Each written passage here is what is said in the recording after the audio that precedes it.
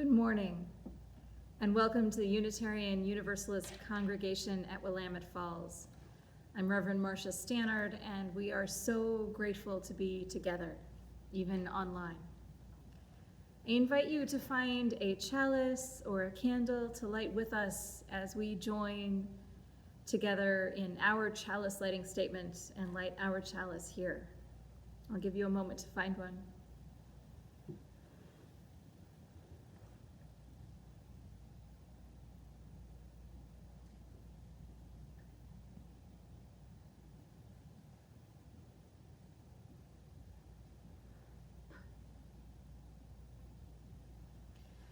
Many of you know these words by heart, and I invite you to say them with us. Whoever you are, wherever or whatever you come from, you are welcome here, where we are invited into connection and inspired to spiritual growth. Let us leave this hour together, refreshed anew, ready to ignite action for justice in the wider world. Our opening words this morning are from the poet Mary Oliver, who writes, "It is a serious thing just to be alive on this fresh morning in this broken world." Come, let us worship together. And our opening hymn is "I've Got Peace Like a River." Allison has made recordings singing this song, and we have slides now that have the lyrics up, and so I strongly encourage you, all of you, to sing along at home. Sing with us, won't you please?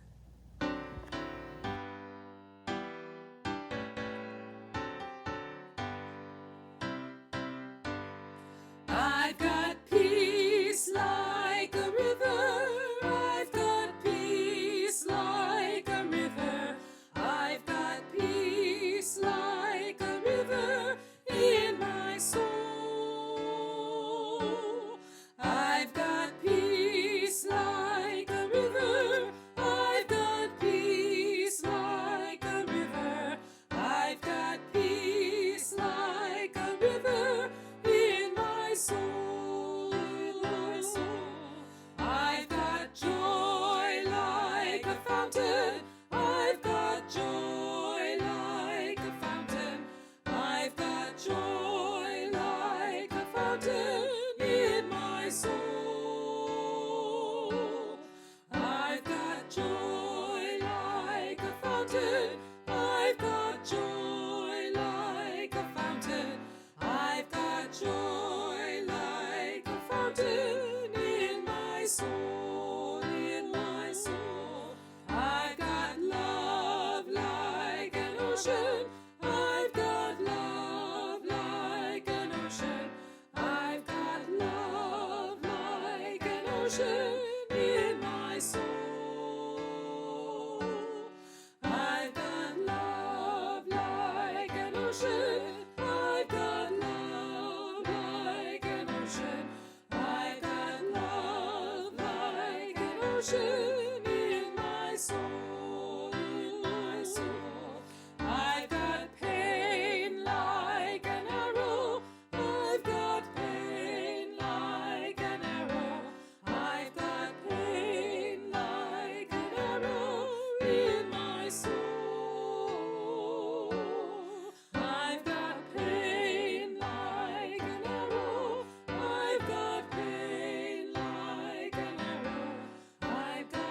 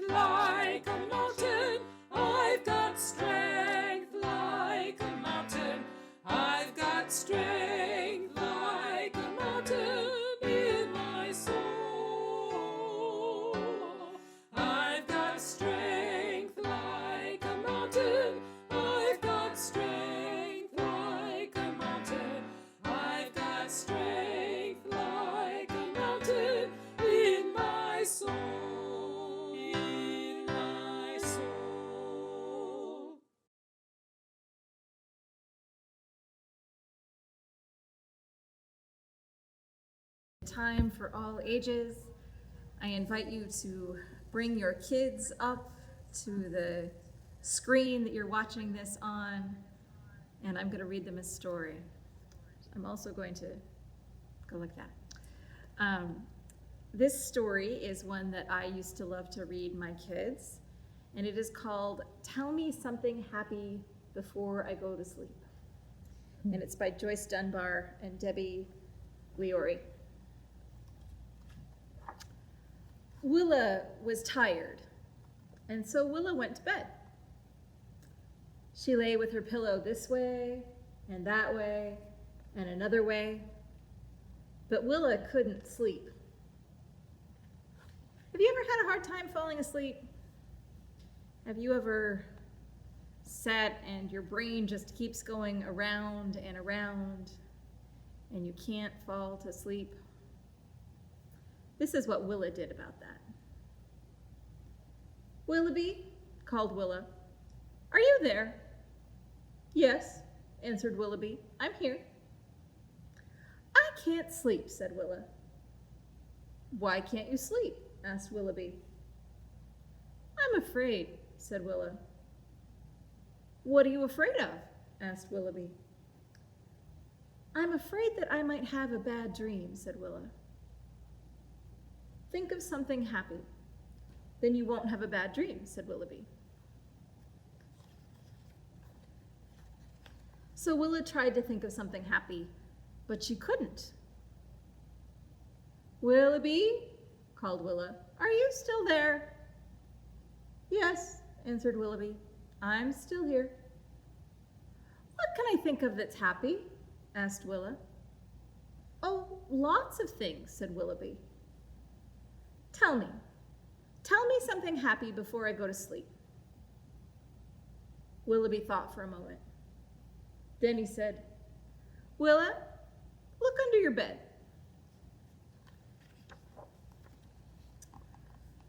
So Willa leaned over and looked under her bed. "What do you see?" asked Willoughby. "I see my chicken slippers," said Willa. "That's right," said Willoughby. "And do you know what your chicken slippers are doing?" "No," said Willa, "I don't." "They are waiting, just waiting, for nobody's feet but yours." "Good," said Willa. "That's happy. What else?" "What do you see on the chair?" asked Willoughby. "I see my blue and white jumpsuit," said Willa. "Do you know what your jumpsuit is doing?" asked Willoughby. "No," said Willa, "I don't." "It is longing, just longing for tomorrow when you will jump out of bed and put it on." "Good," said Willa. "That's happy. What else?" Willoughby picked up Willa in his arms and padded softly downstairs to the kitchen. He opened the pantry door. "What do you see on the shelf?" said Willoughby. "I see bread and honey and oats and milk and apples," said Willa. "That's right," said Willoughby, "all waiting to be made into breakfast for you and me to share." "Oh, good," said Willa. "That's happy. What else?" Willoughby carried Willa into the living room and switched on the lamp. "What do you see in the corner?" asked Willoughby. "I see my basket full of toys," said Willa. "What do you think they are doing?" said Willoughby. "What do you think they're doing?" "If the breakfast foods are waiting for Willa to eat them, and her jumpsuit is waiting for her to jump out of bed and put it on, and her slippers are ready for her feet, what do you think her toys are waiting for?" "I don't know," said Willa. "They are dreaming of tomorrow and the games you are going to play." "That's very happy," said Willa. "What else?" Willoughby carried Willa to the window and opened the curtains wide. "What do you see in the darkness?" said Willoughby. "I see only the night," said Willa. "What do you think the night is doing?" said Willoughby. "I don't know," said Willa. "The night is waiting waiting for the morning which is on its way around the world. That's happy, said Willa. The morning is waiting too, said Willoughby. What for? Asked Willa. Oh, lots of things, said Willoughby. What things? Asked Willa. For grass to grow, and flowers to bloom, and leaves to flutter, for clouds to float, and wind to blow, and sun to shine, for birds to fly, and bees to buzz, and ducks to quack. That's a lot of happy things, said Willa. There's just one sad thing, said Willoughby. What's that? Asked Willa. The morning is waiting for you too. It's waiting to wake you up. But I'm awake already, said Willa. That's why it's sad, said Willoughby. The morning likes waking you up. That's what makes the morning happy. Willoughby, said Willa. What is it? Asked Willoughby. I'm tired. So Willoughby carried Willa back to bed. What do you see in your bed? Asked Willoughby. I see my bear, said Willa. What do you think he is doing? Asked Willoughby. Waiting for me to snuggle up with him, said Willa. That's right, said Willoughby. Waiting especially for you. And when the morning comes and wakes me up, will you still be here? Asked Willa. I'll still be here, said Willoughby. Good, said Willa. That's the happiest thing of all. Good night, Willa. But Willa didn't answer. She was sound asleep.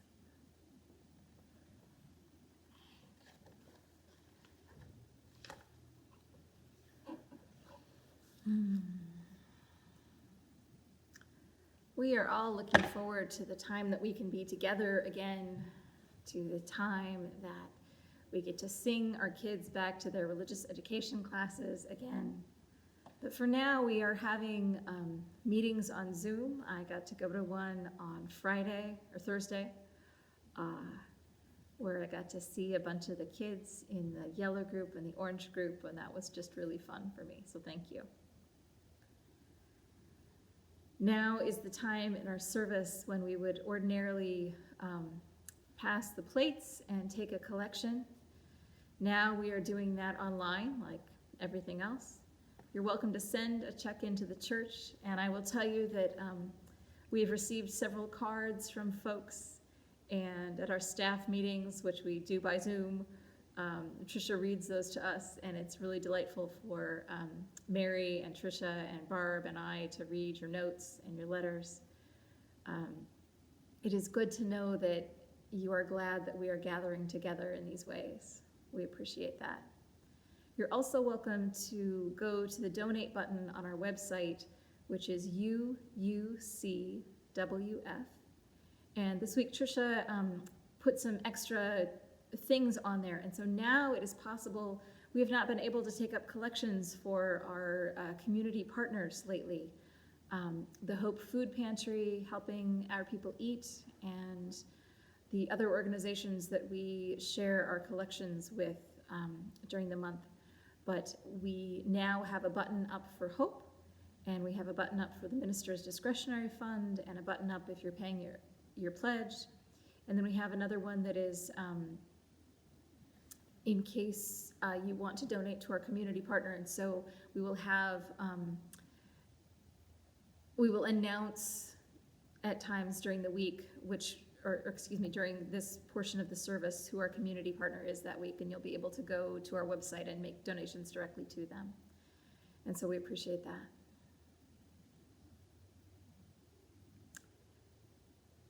Moving on to joys and sorrows.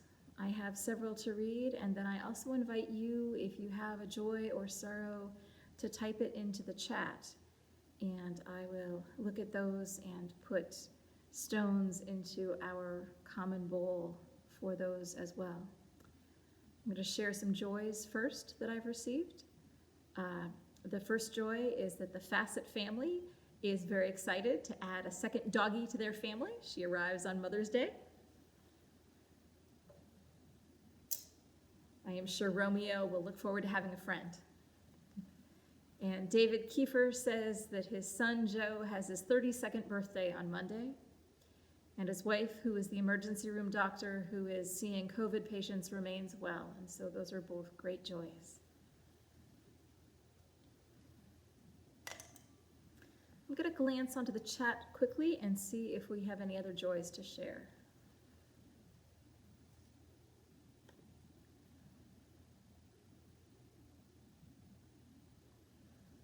Oh my goodness. So April Albers said that she has a joy that someone donated their entire stimulus check to their Operation Porch Drop. They're feeding 8 to 12 families each week, as well as paying electric bills for families. And I am assuming that those are families affiliated with the school that she is the principal at, and that's wonderful news. That's really exciting.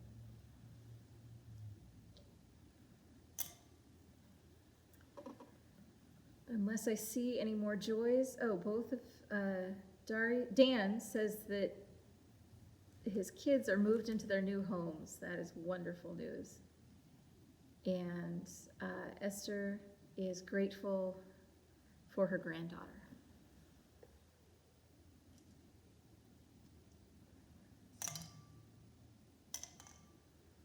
Good. And Lisa Dunster Moeller says it's a joy to join our congregation for this sacred time and to hear and see me. I was Lisa's minister for 3.5 years up in Blaine. And both Lisa and her folks, Gary and Judy, are joining us from Blaine this morning. And it has been a joy to chat with them a little bit and see them.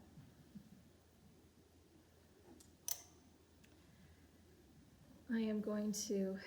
Oh, and Richard is grateful to hear Ashley play his music so beautifully. Indeed, indeed. Let's just take a moment and hold the joys.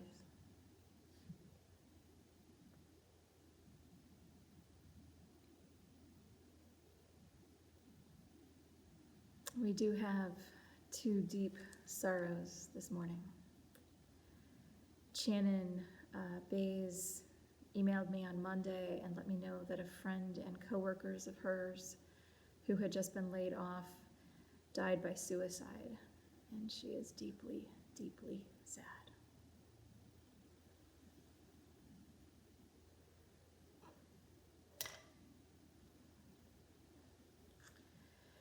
And some of you saw a note in the chat last week from TJ and Ruth that they'd lost their baby girl. I've been in contact with them and have their permission to share a little bit more. TJ and Ruth came to our congregation early last fall and attended regularly, and they wanted to announce their much-awaited pregnancy during Joys and Sorrows, but they knew that if they got up to do that, that they would burst into tears, which is not an uncommon reaction sometimes. They wound up buying a home in Oregon City in December, and were busy with home stuff for a bit. Their baby was due in late April, but died in utero, and Hope Ohana Scarenson was stillborn on April 10th. We mourn with them in this painful time and are grateful that they have good support from family and friends. TJ and Ruth and Hope, we hold you in our hearts.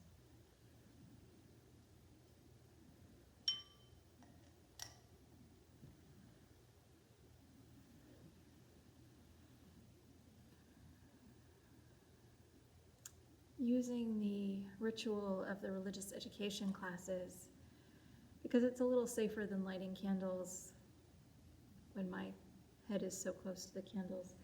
We pour water over all of our joys and sorrows that represents that they are all held in the loving embrace of this community.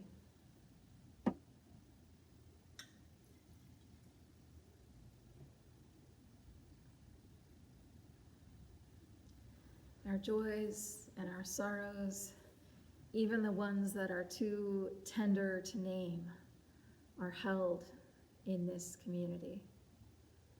Will you pray with me?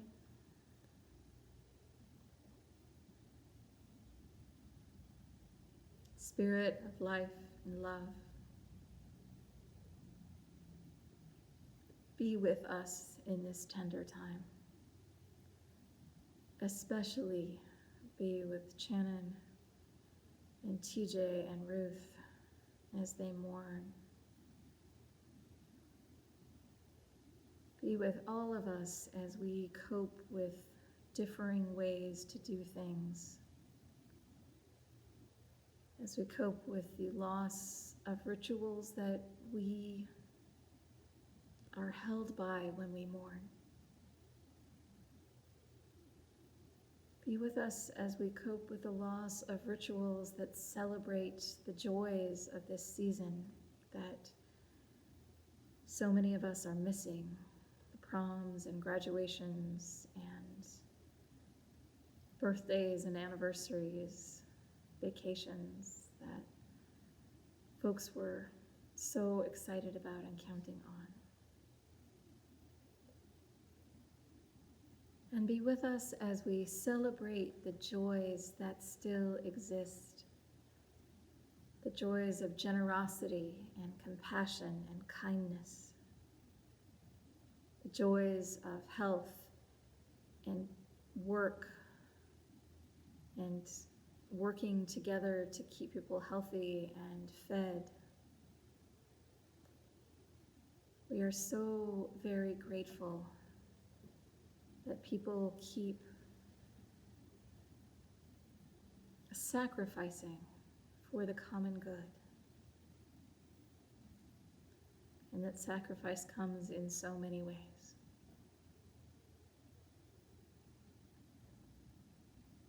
May it be so. Blessed be, and amen.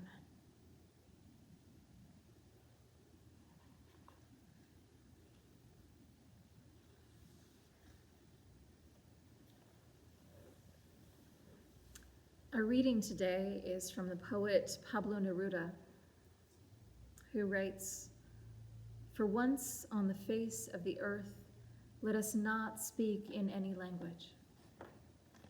Let's stop for 1 second and not move our arms so much. It would be an exotic moment, without rush, without engines. We would all be together in sudden strangeness. Fishermen in the cold sea would not harm whales, and the man gathering salt would look at his hurt hands. Those who prepare green wars, wars with gas, wars with fire, victories with no survivors, would put on clean clothes and walk about with their brothers in the shade, doing nothing. What I want should not be confused with total inactivity. Life is what it's about. I want no truck with death if we were not so single-minded about keeping our lives moving, and for once could do nothing. Perhaps a huge silence might interrupt this sadness of never understanding ourselves and of threatening ourselves with death. Perhaps the earth can teach us, as when everything seems dead and later proves to be alive. Now I'll count up to 12, and you keep quiet, and I will go." I invite you into our doxology.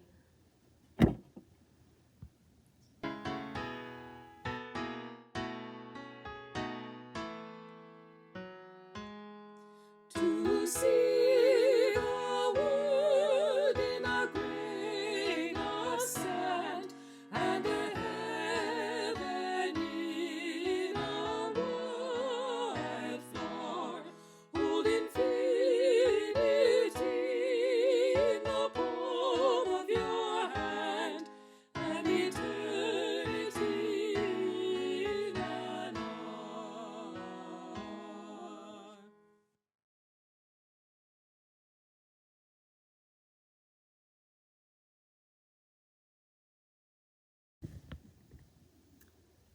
A friend of mine noted on Facebook that she's really been struggling these past few weeks. And the simplest conception she had of this is It has been hard to feel fully able to breathe. She said, breathing and the space to do it has physiological aspects and physical applications, and it's overall as close a proxy to simply being alive as I have. She took a week of vacation, partially because it was scheduled and partially because she just could not continue. She was exhausted, feeling as though she'd arrived at the shore, dragging oneself out of a large body of water after a shipwreck, or fighting one's way out of a burning building. That urgent, desperate need to breathe. As she wrote, on the second day of off time, I found I could cry and realized that I had been choking back tears for weeks. On the third day, I felt a physical weight lift from my shoulders, one I hadn't known I was carrying, and one I still don't know how to name. The world, all I cannot save, things hopelessly broken. But I do now understand that it was not mine to hold. On the fourth day, I experienced a range of feelings, including some great ones, and I realized that I had begun to numb out involuntarily from trauma response. We are all in different spaces right now. For some of us, life isn't really all that different. I know a few retired introverts for whom life is going on pretty normally. But for some of us, and I count myself among them, we are still trying to do all the things in so many different ways. Our kids are home and bouncing off the walls, or they are worried or sad or angry and lonely and needing so much more from us. Our usual breaks, going out for dinner or going to the movies or going to the gym, aren't available to us. We may be desperately lonely, shut up in our homes or with just our spouse or partner for company. We too may be in desperate need of a breath. Another friend of mine says that her family has a practice. Whenever people start to squabble or a conversation gets heated, anyone can call out 5 deep breaths. And they have a ritual where they do, and I'm going to show you how to do this. Every time you trace your hand with your finger, and every time you go up a finger, you breathe in. And down, you breathe out.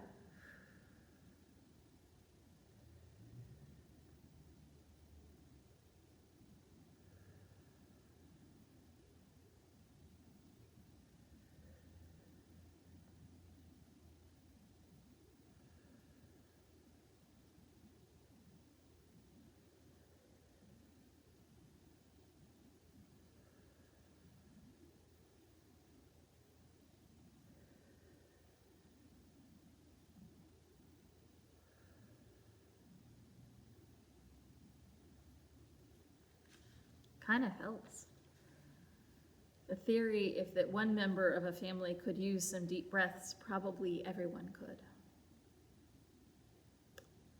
Julie Baylor Salzman and Josh Salzman overheard their 5-year-old son, who was a kindergartner at Citizens of the World Charter School in Mar Vista, California, talking with his friends about how emotions work and how they could help control their emotions by taking deep breaths. They made a short film about this, which we're going to watch now. You might want to get your kids back. This is a nice thing for them to see too. I get really mad when my brother hits me a lot. I don't like it when you say you don't want to play with me. When I'm mad, my brain can get a headache and it can start hurting. Your blood keeps pumping because you're like really mad. and you start to get sweaty because you're getting really, really mad. And then when you start getting really mad, you turn red. When your body can't really control yourself, mad just takes over your body. I just get out of control. It's kind of like if you had a jar and then the jar would be your brain and then you put glitter in the jar and that would be how you would feel like. If you shook up the jar and the glitter went everywhere, that would be how your mind looks. And it's like spinning around and then you don't have any time to think. And you sometimes punch stuff and people when you don't really mean it. When I get angry, I feel it in my heart. I really don't like when I get angry. The amygdala really reacts, but the prefrontal cortex tries to keep it down. When I feel like I want to, get really angry and yell, I just sometimes, take deep breaths. First you find a place where you can be alone, then you find some way to relax and calm down. When I need to calm down, I take deep breaths. I breathe in through my nose. Sometimes I close my eyes or just take deep breaths. It's calming down, it's not moving. It's slowing down and then it stops. And the heart pumps slow and then it goes into your brain. It's like all the sparkles are at the bottom of your brain. My brain slows down and then I feel more calm and then I'm ready to speak to that person.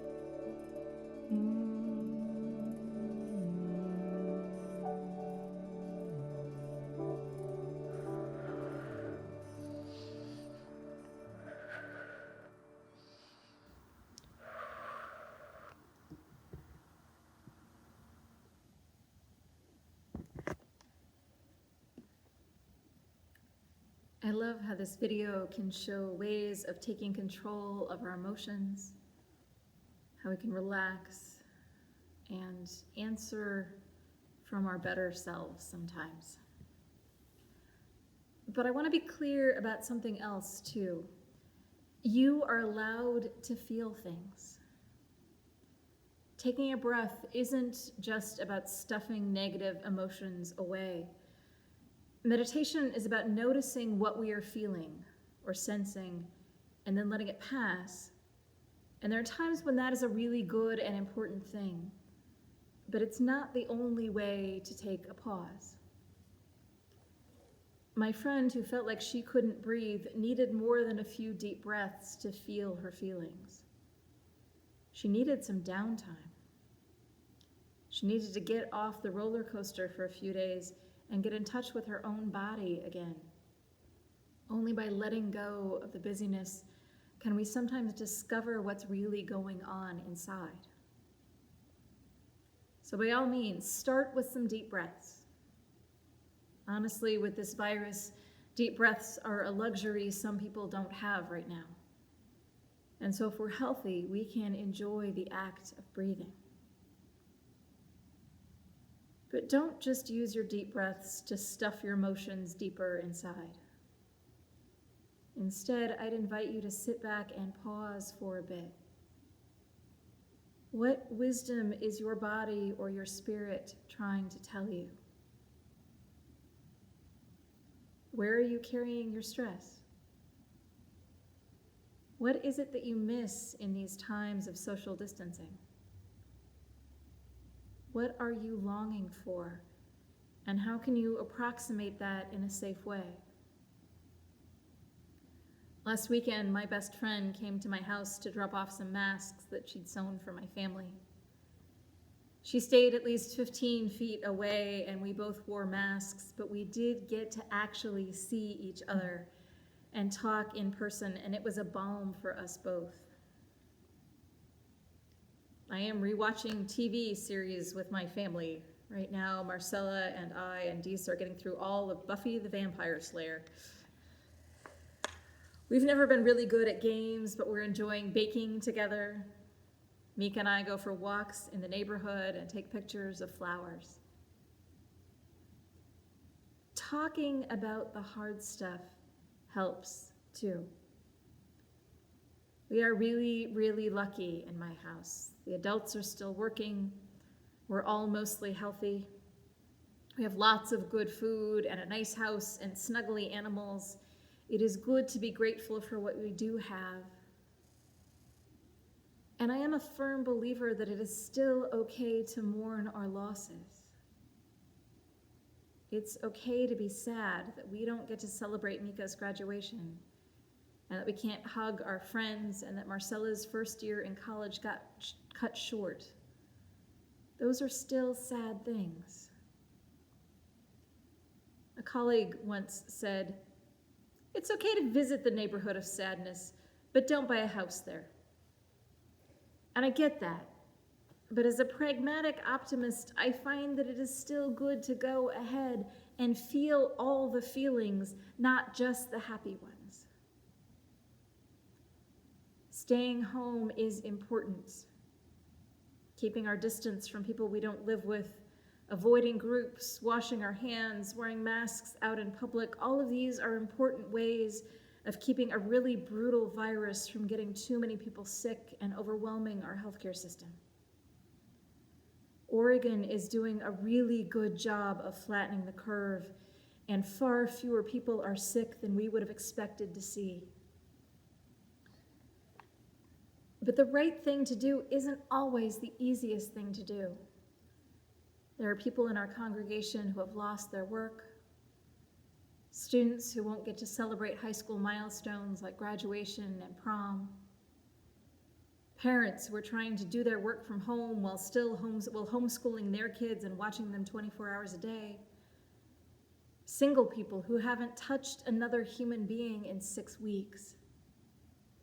Some of this is really hard. You know you best. What techniques work well for you? If wallowing just sends you into a spiral of depression, then maybe that's not the best way to go for you. If distraction is a better technique for you, well, there are a lot of people who would be really happy to get a phone call. There are even more people who don't have enough food than usual, and if you're healthy enough and getting out is helpful, the Hope Food Pantry still needs volunteers to pack boxes and get them to hungry people. But if, like my friend and like me, actually feeling the feelings is what helps you move past them, I encourage you to do that. Take a few days, let go of the shoulds, get past the trauma response, so you are able to come back.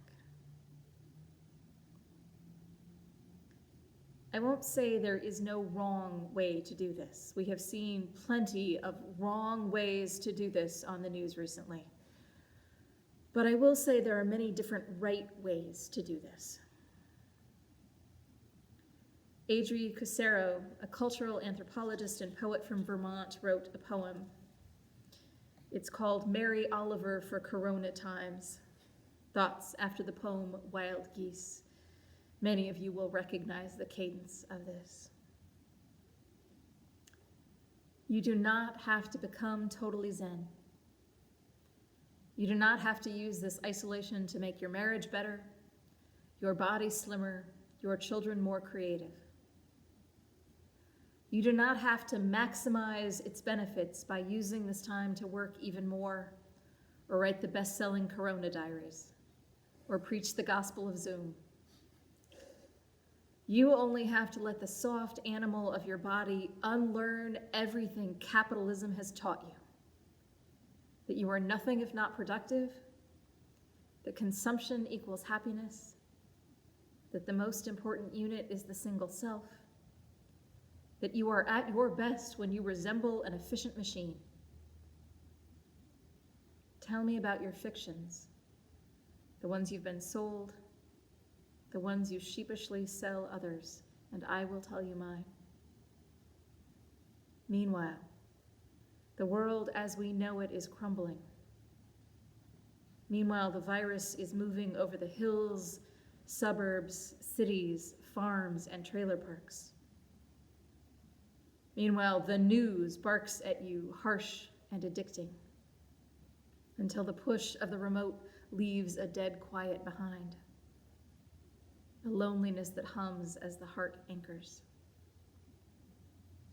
Meanwhile, a new paradigm is composing itself in our minds, could birth at any moment if we clear some space from the same tired hegemonies. Remember, you are allowed to be as still as the white birch, stunned by what you see, uselessly shedding your coils of paper skins because it gives you something to do. Meanwhile, on top of everything else you are facing, do not let capitalism co-opt this moment, laying its whistles and train tracks across your weary heart. Even if your life looks nothing like the Sabbath, your stress boa constricting your chest, know that your antsy kids, your terror, your shifting moods, your need for a drink have every right to be here and are no less sacred than a yoga class. Whoever you are, no matter how broken, the world still has a place for you, calls to you over and over, announcing your place as legit, as forgiven, even if you fail and fail and fail again. Remind yourself over and over all the swells and storms that run through your long, tired body. All have their place here, now in this world. It is your birthright to be held deeply, warmly, in the family of things, not one cell left in the cold.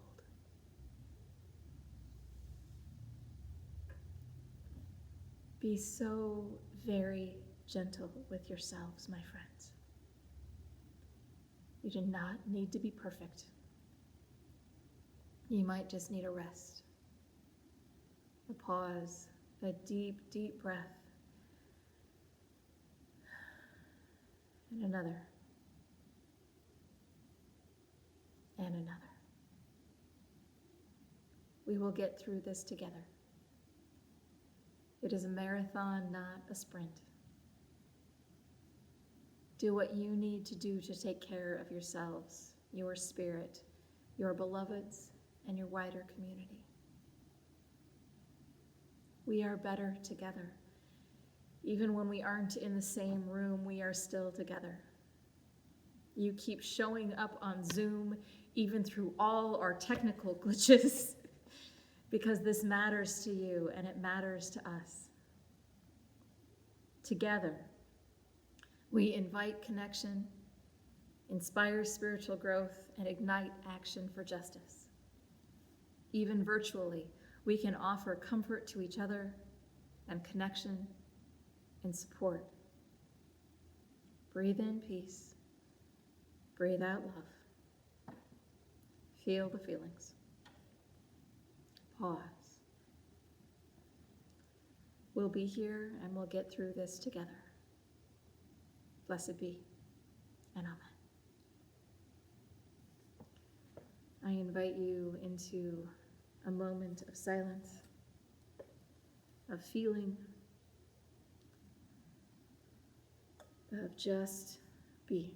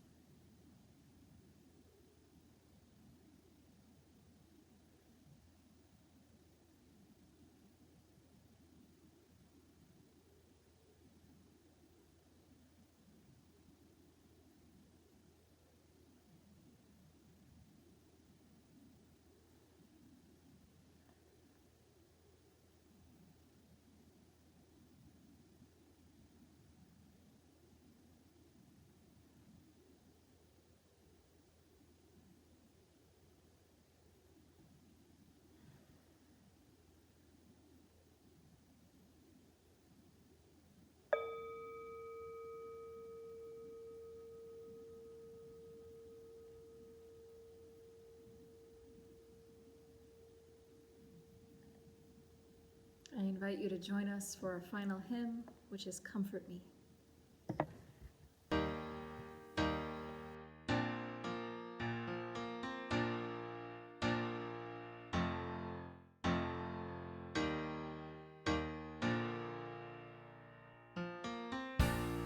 Comfort me, comfort me, comfort me, oh my soul. Comfort me, comfort me, comfort me, oh my soul. Sing with me, sing with me, sing with me, oh my soul. Sing with me, sing with me, sing with me, oh my soul. Speak for me, speak for me, speak for me, oh my soul. Speak for me, speak for me, speak for me, oh my soul. Dance with me, dance with me, dance with me, oh my soul. Dance with me, dance with me, dance with me, oh my soul. Comfort me, comfort me, comfort me, oh my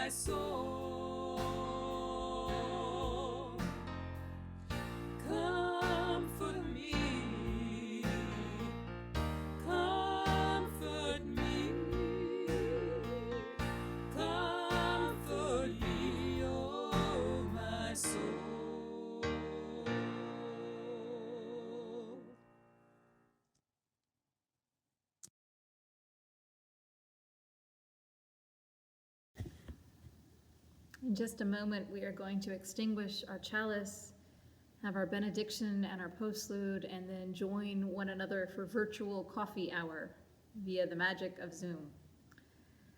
If you would like to be part of that sharing, I invite you to stay on after our postlude.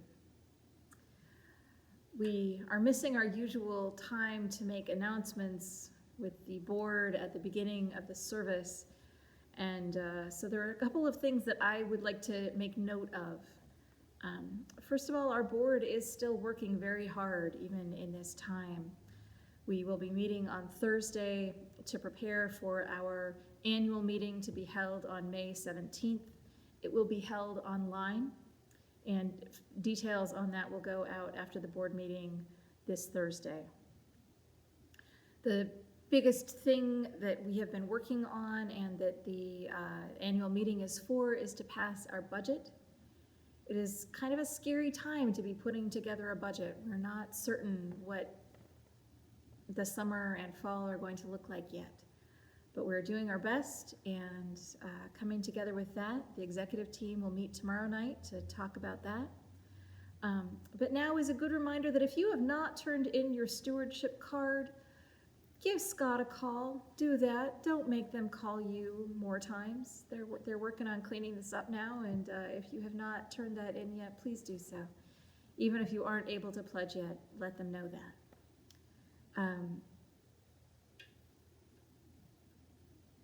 If you have your chalice, I invite you to extinguish it as I extinguish ours, and we will say our closing extinguishing words together. We extinguish this flame, but not the light of truth, the warmth of community, or the fire of commitment. These we carry in our hearts until we are together again.